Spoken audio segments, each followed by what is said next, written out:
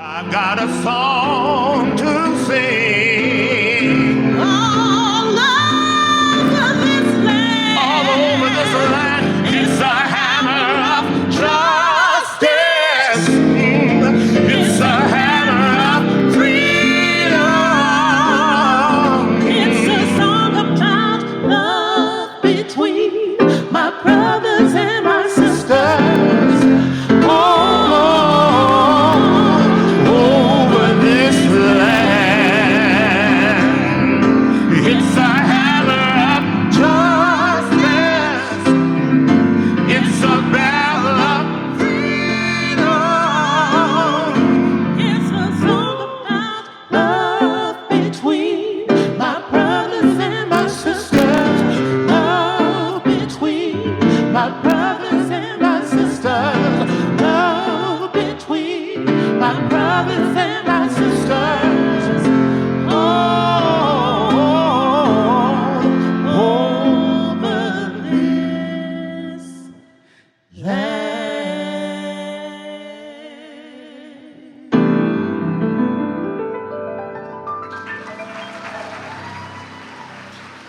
Beautifully done. Beautifully done. Well, the thing is, I have a hammer. I have a hammer. And I'll tell you, I could feel this sense of possibility when I walked into this place this morning. I came in late. I got stuck in Atlanta last night. I wasn't sure I was going to be here, in fact.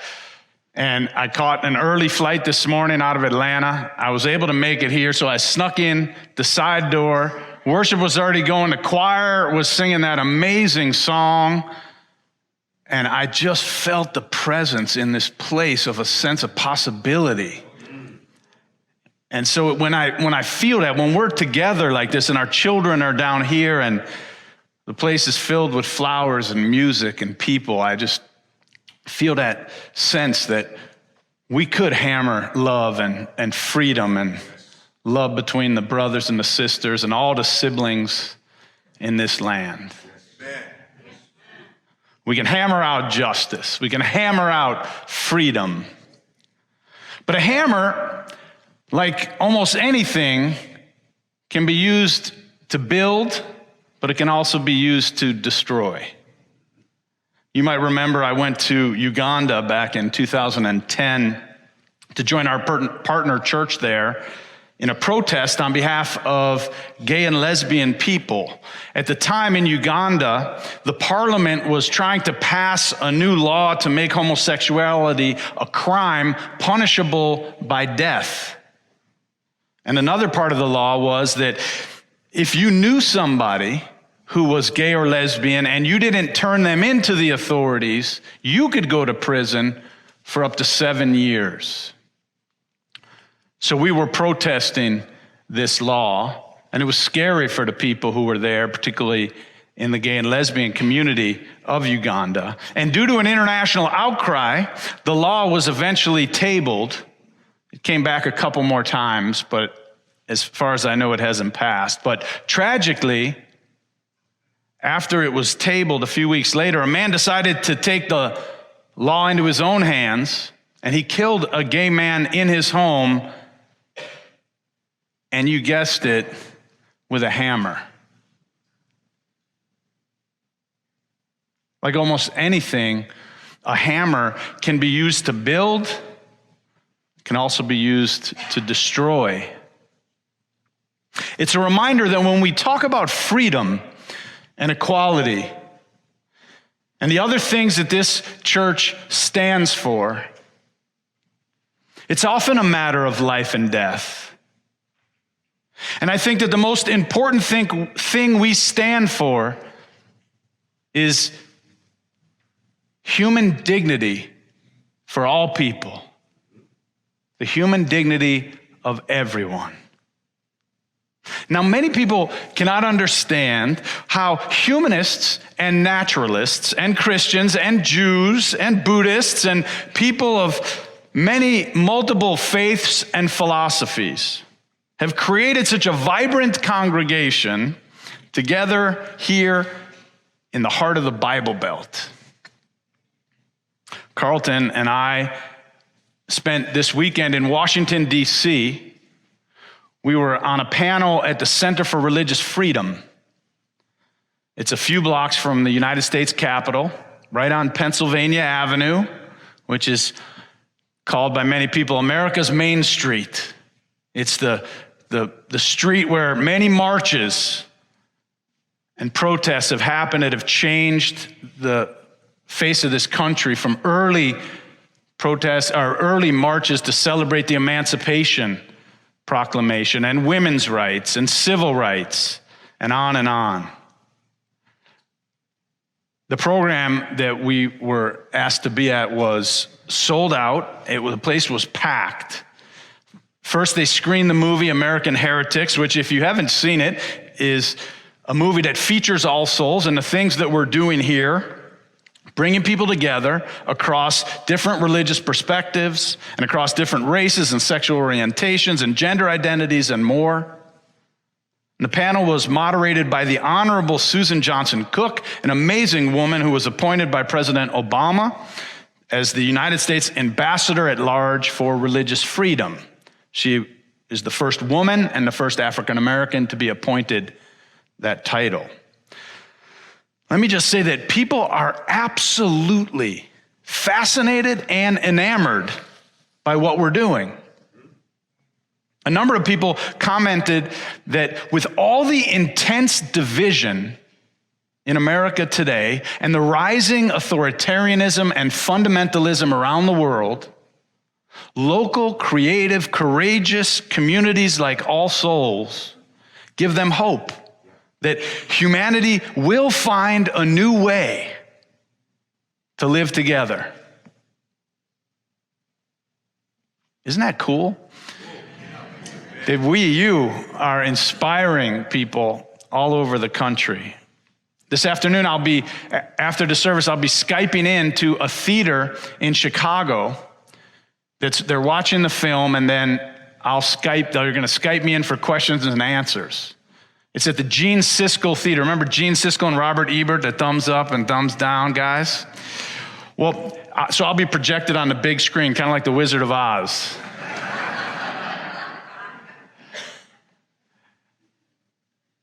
And can you believe that by the end of next month, the film will have been seen in theaters in 70 different cities around America? When All Souls set out on this path together with New Dimensions, we weren't even sure what we were doing. We certainly didn't have any idea if we could pull it off.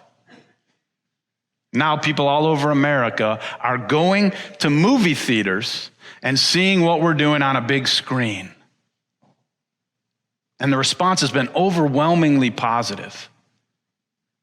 My sense is that more and more people realize that humanity is at a crossroads in which one fork leads to more fear and division, and the other leads to more love and greater cooperation. In our efforts to make wide that road of love and compassion, we've discovered that different spiritual languages and styles of services and different spiritual practices help different people to experience wholeness and what we call love beyond belief. And now that summer's officially over and our summer series on trading places is now finished, what'd you think of that series, Trading Places? That was pretty cool, huh? I love that. Thank you all. So we're returning now this morning to our 3 services on Sunday morning. Each service provides a different spiritual language and style and music, and yet in their own ways, each lifts up enduring wisdom and offers love beyond belief. We are one community with many paths to wholeness and to love. Now, we may not all think alike, and we may not be inspired by the same music and the same experiences, but we love alike. By which I mean, we love as a way of being. We see love as an orientation to being alive in a meaningful way. Now, some people live their lives oriented towards money or fame or power or prestige, as the guiding principle. We hold up love as our pole star, love as our guide. Some of us are inspired to love by the teachings of a first century Galilean Jew named Jesus, who taught his followers that love is the one true commandment. He said, love God and love your neighbors. He even said, love your enemies. Let's face it, anyone can love the people who love them back. That's easy. But it takes a deeper well of spirit to love your enemies. Some of us are inspired by the Buddhist tradition, which teaches loving kindness and compassion as a way of being. Many of us have come to discover that love and compassion are found over and over in the teachings of wise people in cultures and traditions throughout time. Jesus was in the Middle East, so he spoke a spiritual language using things like sheep and goats and wine made from grapes. The Buddhist and Hindu teachers were in Asia, so they used spiritual language that included elephants and monkeys and lotus flowers. As Bishop Pearson describes so eloquently, many African traditions use spirit possession or other forms of transcendence to transport the worshipers to another realm or another consciousness. This became important when Africans found themselves captive in an unknown world that was tragic and upside down in all ways. Having worship and music and practices that could transport a person to another state of being was often life-saving in a cruel and bigoted place. Native peoples used buffaloes and eagles and rituals that included tobacco and sage. Throughout time and space and place, people use what they have. If we have a hammer, we'll use it to hammer out justice and love. At All Souls, it might be an electric keyboard and drums in one service, or the pipe organ in another, or the Hammond B organ in another. Some people prefer sacred songs, and for some, secular songs are spiritual enough. All Souls, we use whatever we have to create love and to provide a witness to the dignity of every person. Now, one of the things I love about the design of the new building in downtown is that there are two steeples and there are two sanctuaries that allow for the fullness of this expression of worship that we've begun and that we have here at All Souls. And you've probably seen the image of the two steeples in this new design. The traditional steeple looks much like the one we have now that points up towards the sky. It's an ancient religious symbol, presumably pointing up to a transcendent God up in the heavens. But the new church also will have a modern abstract steeple that's horizontal. The horizontal steeple represents the immanence of the Spirit. The idea is that here at All Souls, we do not only hold room for the idea of God as a transcendent reality, but also affirm the spirit of love and life right here, in this plane, within all of us, and in nature, and in all existence. This is a powerful symbolism to be planting in the heart of Tulsa. The exposed bell that hangs from the modern steeple will be a bell of reconciliation. We'll ring it in the morning. We'll ring it in the evening. We'll ring out warning. We'll ring out justice. We'll ring out love between all the people in the human family. A symbol, a powerful symbol for this city that's not always affirmed the dignity of all people. The home of the worst race massacre of African Americans in history. and the tragic end of the Trail of Tears. Now, Carlton can tell you that people came up to us after our talk on Saturday night, or Friday night, with tears in their eyes. They were so moved by what we're creating. 100 years after Tulsa's worst day and America's darkest hour, one of America's darkest hours, certainly, black and white people and Native Americans and many others, gay and straight people, humanists and Christians and Jews and many more are building a church together in Tulsa, Oklahoma.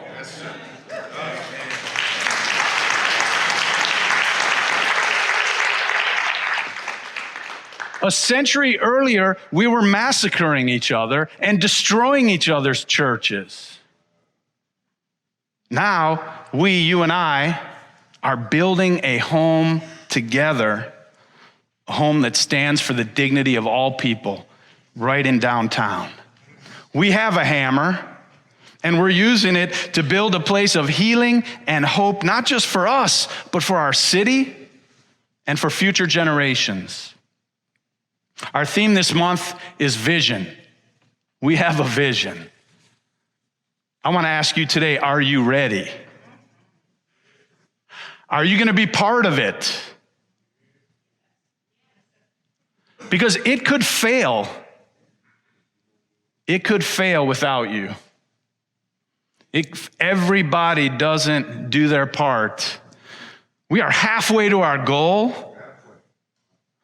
And there's no wealthy patron or foundation that is going to step up and build this church for us.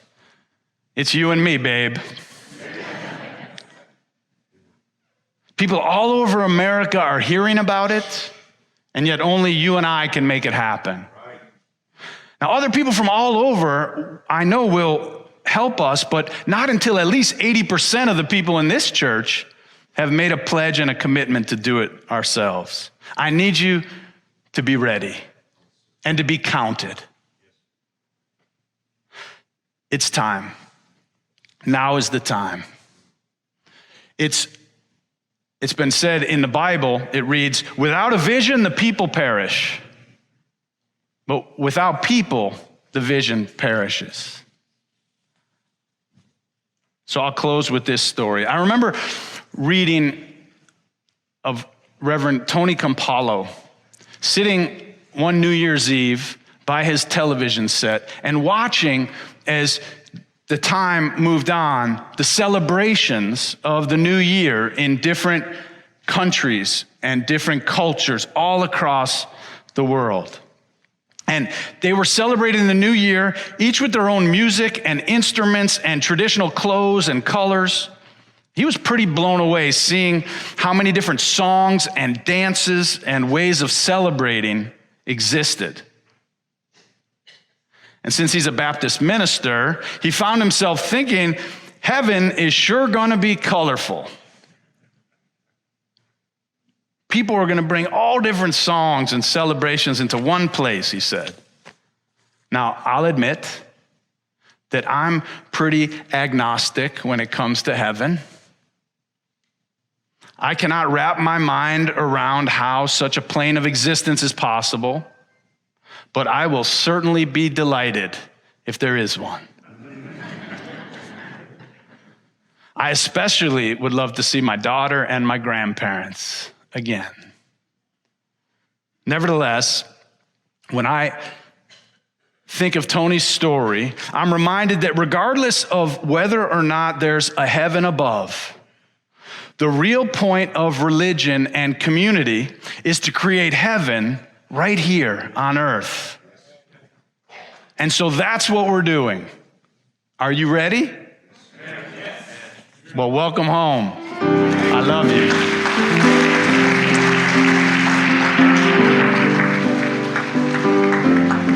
Well, I've got a hammer and I've got a bell and I've got a song to sing.